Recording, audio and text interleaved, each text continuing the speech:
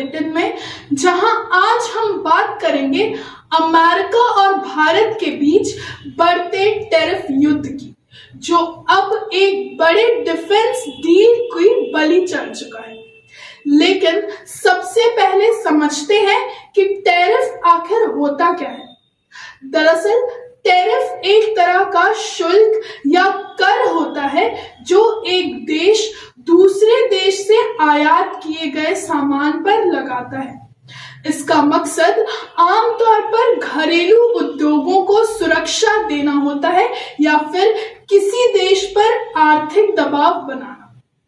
अब इसी टैरिफ के जरिए अमेरिका भारत पर दबाव बनाने की कोशिश कर रहा है, लेकिन भारत ने भी अब सीधा और सख्त जवाब देना शुरू कर दिया है। अमेरिकी राष्ट्रपति डोनाल्ड ट्रंप ने हाल ही में भारत पर 50% तक का टैरिफ लगाने की धमकी दी और बुधवार को उन्होंने भारत पर अतिरिक्त 25% टैरिफ लागू भी कर दिया। इसकी वजह उन्होंने बताई कि रूस से भारत का सस्ता तेल और ऊवर खरीदना।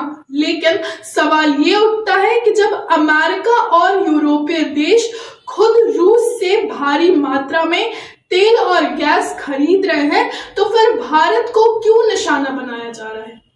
यूरोपीय संस्था CREA यानी centre for research on agency and clean air की एक रिपोर्ट में भी इस अमेरिकी दौरे रवैये का उजागर किया गया।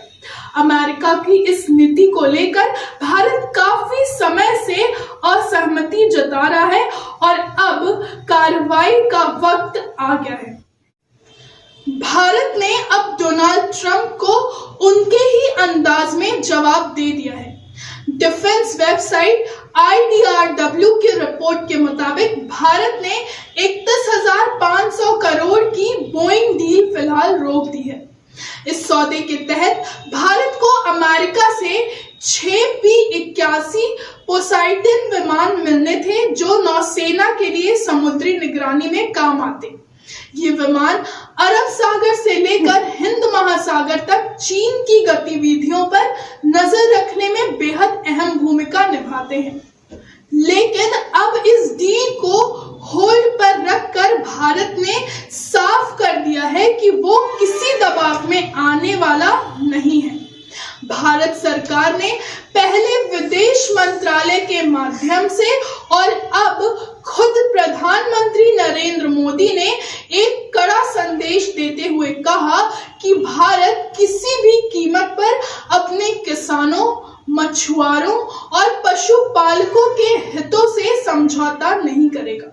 पीएम मोदी ने ट्रंप का नाम लिए बिना साफ कहा कि भारत हर कीमत चुकाने को तैयार है, लेकिन दबाव में नहीं आएगा। ये बयान ऐसे वक्त में आया जब दोनों देशों के बीच व्यापारिक संबंधों में भारी तनाव है।